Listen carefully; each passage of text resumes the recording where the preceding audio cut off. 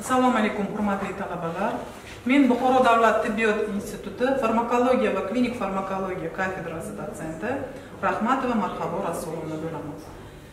Demak, bugungi mavzuyimiz arterial gipertenziya sindromida dori vositalarini ratsional qo'llashga klinik farmakologik yondashish.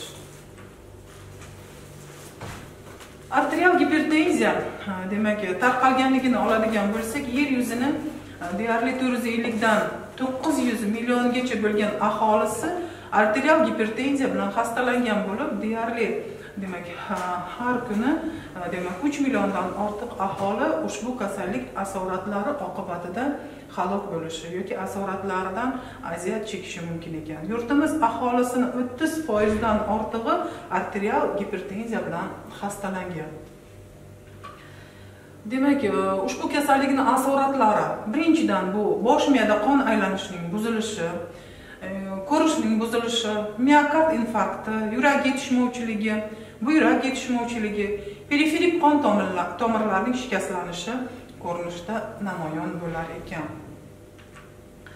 Arterial gipertenziyali bemorlarni davolashda qo'yiladigan asosiy maqsad, demak, birinchidan arterial gipertenziyani pasaytirish va me'yorlashtirish, nishon organlar shikastlanishini oldini olish, arterial gipertenziya sababi kelib chiqadigan asoratlarni oldini olish hamda hayot davomiyligini uzaytirishga qaratilgan ekan.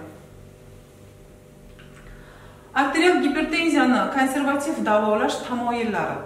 Demak, davolashni bir preparatning minimal dozasidan boshlashimiz lozim. Yetarlicha samaradorlik kuzatilmasa yoki nojo'ya ta'sirlar yuzaga kelsa, boshqa guruh preparatlarga o'tishimiz kerak ekan. Kuniga bir marotaba qabul qilinganda, ya'ni 24 soatlik gipotenziv ta'sir olish uchun ta'siri uzaytirilgan preparatlarni qo'llashimiz. Bunday preparatlarni qo'llash yumshoq va uzoq muddatli gipotenziv ta'sirni ta'minlashi, nishon a'zolarini yaxshiroq himoya qilishi va bemorlarni davolashda davolash moyilligini oshirishi kerak ekan. Maksimal gipotenziv ta'sir olish uchun nojo'ya ta'sirlarni kamaytirish maqsadida preparatlarni optimal kombinatsiyalarini qo'llash kerak ekan. Gipotenziv vositalarga qo'yiladigan asosiy talablar. Demak, birinchidan gipotenziv vosita barcha bemorlarda qon bosimini pasaytirishi va ichishga qabul qilganda samarali bo'lishi lozim.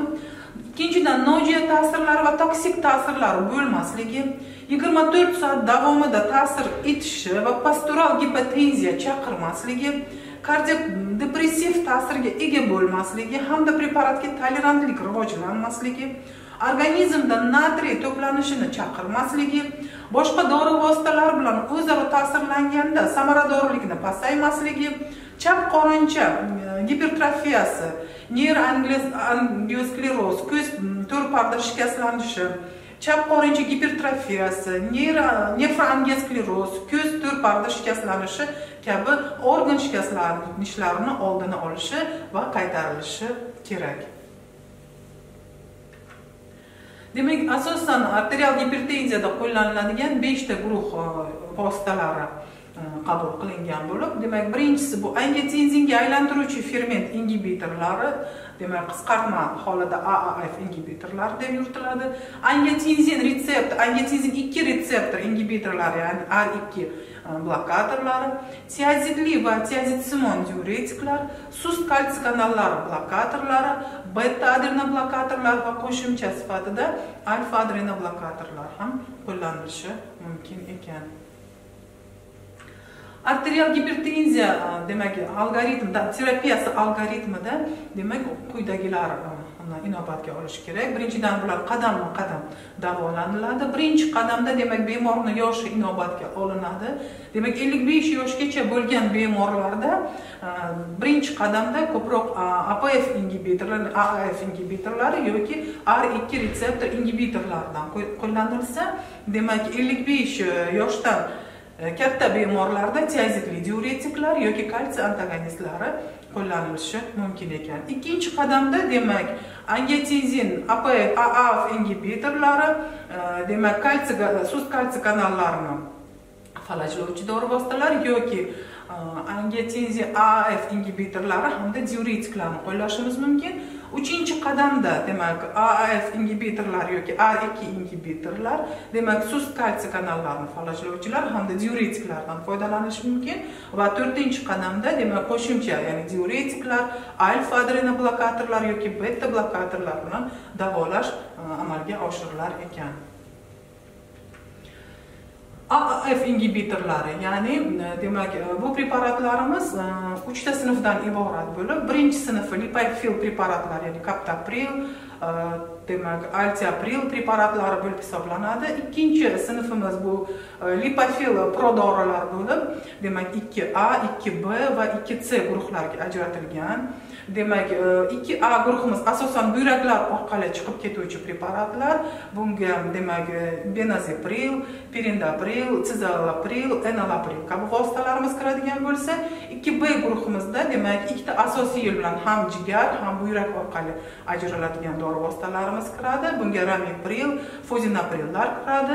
2C guruhimizda asosan jigar orqali demak chiqib ketuvchi AAF ingibitorlar, bularga demak spinrapril, trandalapril kabi preparatlarimiz kiradi. Uchinchi sinfimiz bu gidrofil preparatlar bo'lib, bularga lizinapril, serinapril kabi preparatlarimiz kiradi. Demak, AAF ingibitorlarining farmakodinamik ta'sirlari bu antigipertenziv, vazodilatatsiyalovchi, antiishemik, renoprotektiv, kardioprotektiv, angioprotektiv, antiaterogen, natriuretik ta'sirlardan iborat ekan. Demak, angiotenzinga aylantiruvchi ferment ingibitorlarini qo'llashga asosiy ko'rsatmalar. Demak, arterial gipertenziya bor bo'lgan bemorlarda, yurak yetishmovchiligida, chap qorincha disfunksiyasi, yurak yetishmovchiligi belgilarisiz kechganda, o'tkir miokard infarktida, to'satdan yuzaga kelishi mumkin bo'lgan o'lim profilaktikasida, demak, yurak yetishmovchiligi bor bo'lgan bemorlar, miokard infarktini o'tkazgan bemorlar, dilatatsion kardiomiyopatiya o'tkazgan bemorlarda, yuqori xavf omillari mavjud bo'lgan bemorlarda, demak, qo'llanilishi mumkin ekan. Asosiy angiotenzinga aylantiruvchi ferment ingibitorlarini demak dozalash tartibi. Captoprilni oladigan bo'lsak, demak 12,5 mg dan kuniga 2-3 mahal buyurishimiz mumkin. Demak, maksimal sutkalik dozasi bu yerda 150 mg sutkasidan oshmasligi kerak. Keyingi preparatimiz bu enalapril preparati bo'lib, demak sutkasiga 5 mg dan berishimiz mumkin hamda yoki 1-2 mahaldan berishimiz mumkin. Maksimal dozasi demak bu yerda 40 mg sutkadan oshmasligi lozim. Keyingi preparatimiz bu lizinapril preparati bo'lib, demak 10 mg dan 1 mahal buyuriladi. Maksimal sutkalik dozasi demak 80 mg dan buyurilishi mumkin. Keyingi preparatimiz bu ramipril preparati bo'lib, 2,5 mg dan 1 mahal buyurilishi mumkin va maksimal demak sutkalik dozasi 20 mg ni tashkil qilishi mumkin. Keyingi preparatimiz bu fozinapril preparati. Demak, bu preparat ham 1 mahal buyuriladi. Demak, 10 mg boshlang'ich dozasi 10 mg tashkil qilishi va maksimal sutkalik dozasi 80 mg gacha borishi mumkin.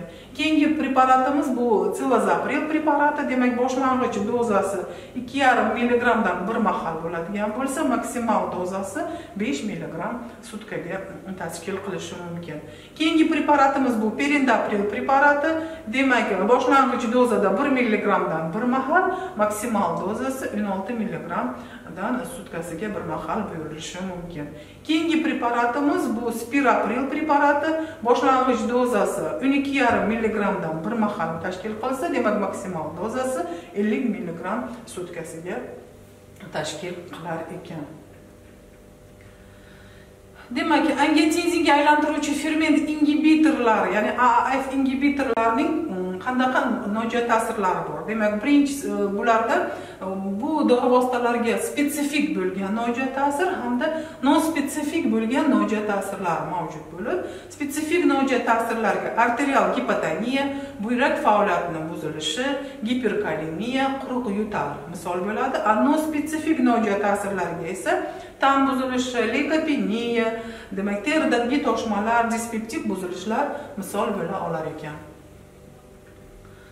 Angiotenzinga aylantiruvchi ferment ingibitorlar qo'llashga qarshi ko'rsatma bu ikki tomonlama buyrak arteriyalari stenozi, og'ir buyrak yetishmovchiligi, kuchli giperkalemiya, homiladorlik, laktatsiya, individual dorini ko'tara olmaslik, ya'ni quruq yo'tal yoki angenevrotik shish ko'rinishida yuzaga keladigan bo'lsa.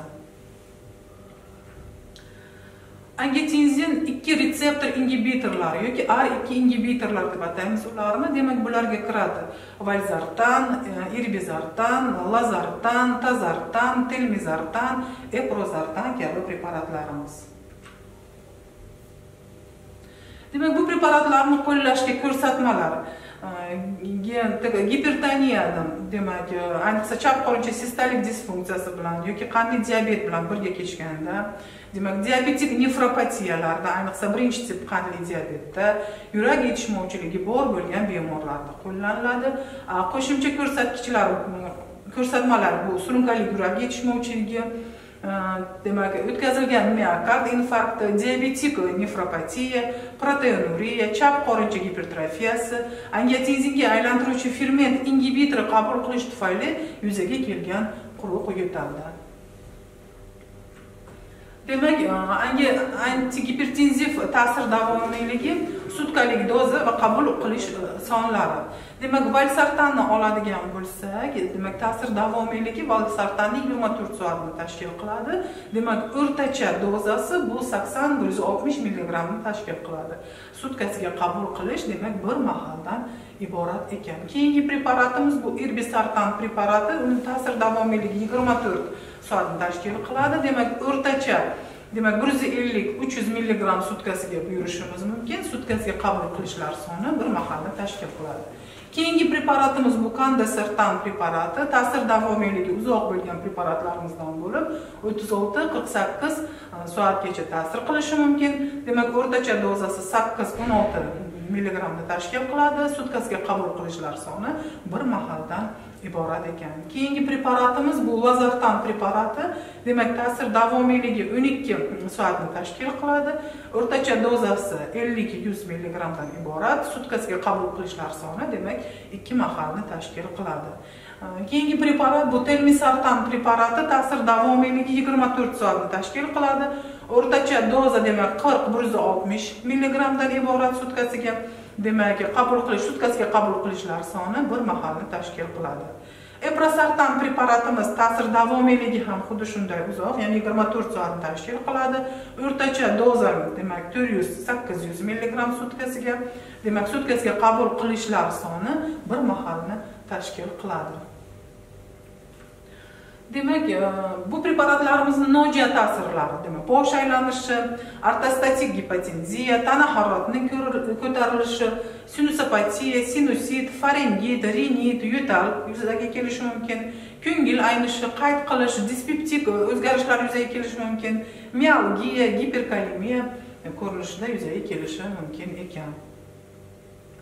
Qarshi ko'rsatmalar, demak, preparatga o'ta sezgirlik, birlamchi giperaldosteronizm, homiladorlik va laktatsiya davri, bolalar va 18 yoshgacha bo'lgan o'smirlarda, demak, R2 ingibitorlarni qo'llash qarshi ko'rsatma bo'lib hisoblanar ekan. Keyingi guruh preparatimiz bu sust kalsiy kanallarini falajlovchi vositalar.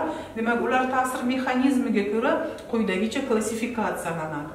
Demak, birinchisi dihidroperidinlar. Demak, bu yerda tomirga ta'siri dihidroperidinlarning yurakka bo'ladigan ta'siridan, demak, ancha ustunligi bilan farqlanadi. Demak, bu guruhga 3 ta avlod preparatlari kiradi. Birinchisi bu nifedipin, ikkinchisi nifedipin SR, ya'ni retard formasi, va uchinchi avlodi amlodipin, latidipin, lerkanidipin kabi preparatlar. Keyingi guruh preparati bu benzodiazepinlar. Demak, bu yerda arteriya va yurakka bo'ladigan ta'siri teng miqdorda taqsimlangan. Bunga, demak, 2 ta avlod preparati misol bo'ladi. Birinchi avlodiga diltiazem va ikkinchi avlodiga diltiazem SR, ya'ni retard formasini misol qilib olsak bo'ladi. Keyingi guruhimiz bu fenilalkilaminlar guruhi. Demak, bu yerda yurakka fenilalkilaminlarni tomirga, arteriyaga ko'rsatadigan ta'siri, demak, yurakka ko'rsatadigan ta'siridan kamroq bo'lib hisoblanadi. Bu dori vositalari demak ikkita avloddan iborat. Demak, birinchi avlodi bu verapamil va ikkinchi avlodi verapamil SR, ya'ni retard formalaridan iborat ekan.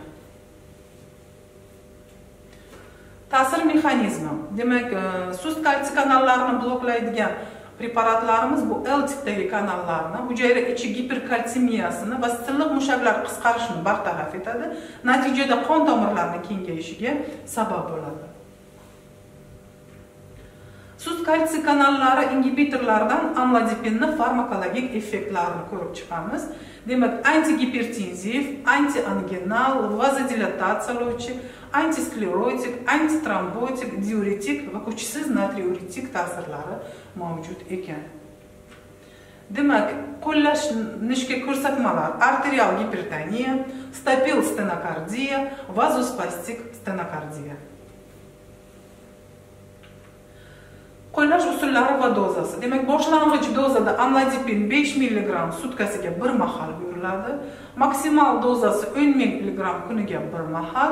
Monoterapiya va boshqa gipotenziv dori vositalari bilan birga, demak, kombinatsiyada ham qo'llanilishi mumkin ekan. Nojiya ta'sirlari, demak, yuz qizarishi, boldirlarishishi, bosh aylanishi, bosh og'rig'i, yurak urib ketishi, ko'ngil kabi belgilar kuzatilishi mumkin ekan. Amlodipin xususiyatlari, demak, arterial gipertenziyada va yurak ishemik kasalligida tanlov preparati bo'lib hisoblanadi. Keksalarda chegaralangan arterial gipertenziyada samarali bo'lib hisoblanadi. 24 soat davomida arterial bosimni nazorat qila oladi, hattoki kritik tonggi soatlarda ham, demak, bu preparatni bemalol qo'llash mumkin. Demak, qo'llash uchun qulay, kuniga bir mahal qo'llaniladi. Keskin gipotenziya holatlari kuzatilmaydi va reflektor taxikardiya holati ham amlodipin qo'llanganda kuzatilmas ekan. Demak, keyingi guruhimiz bu diuretiklar. Demak, diuretiklardan asosan biz tiazid guruhi dori vositalaridan foydalanamiz. Antigipertenziv ta'siri bilan, demak, antigipertenziv ta'sir, demak, to'g'ridan to'g'ri yoki bilvosita natriy zaxiralarini kamayishi bilan bog'liq. Ikkinchi antigipertenziv ta'siri bevosita yoki bilvosita qon tomirlariga ta'siri bilan bog'liq bo'lib, bu asosan indopamid, kalsiy kanallari blokadasi, vazodilatatorlik xususiyatiga ega prostaglandin A2 sintezi stimulyatsiyasi va kaliy kanallariga nisbatan agonistik ta'siri bilan bog'liq ekan. Tiazidli va tiazidsimon diuretiklar tasnifi. Demak, birinchi avlodga gidroxlortiazid va xlortalidon preparati, ikkinchi avlod ksipamid va metalazon va uchinchi avlod preparati bu indopamid bo'lib hisoblanadi. Qo'llanilishiga ko'rsatma, demak, gipertoniya kasalligini, gipertenziv kasalligining boshlang'ich terapiyasi uchun birinchi navbatda keksa bemorlarda, chegaralangan sistolik gipertenziyada va chap qorincha sistolik disfunksiyasi bor bo'lgan bemorlarda, boshqa antigipertenziv preparatlar bilan kombinatsiyada qo'llaganda qo'llash mumkin ekan.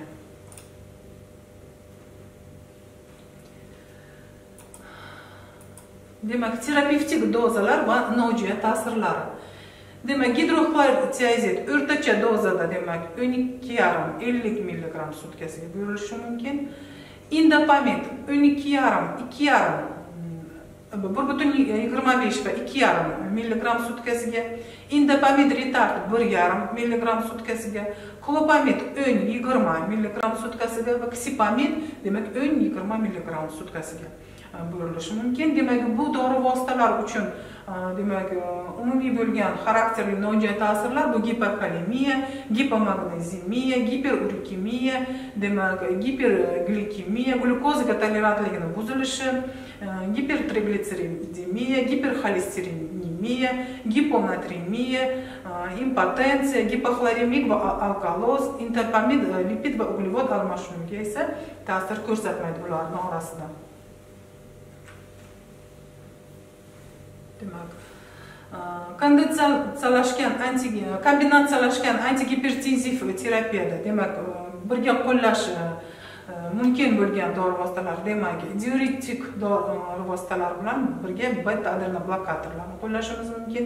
Diuretiklar bilan AAF ingibitorlarini, diuretiklar bilan angiotenzin 2 retseptor blokatorlarini, sut kalsiy kanallari ingibitorlaridan digitropiridinlar hamda beta adrena blokatorlarini, sut kalsiy kanallari ingibitorlari hamda AAF ingibitorlarini, alfa adrena blokatorlar hamda beta adrena blokatorlarini, AAF ingibitorlari hamda angiotenzin 2 retseptor blokatorlarini birga qo'llash mumkin ekan.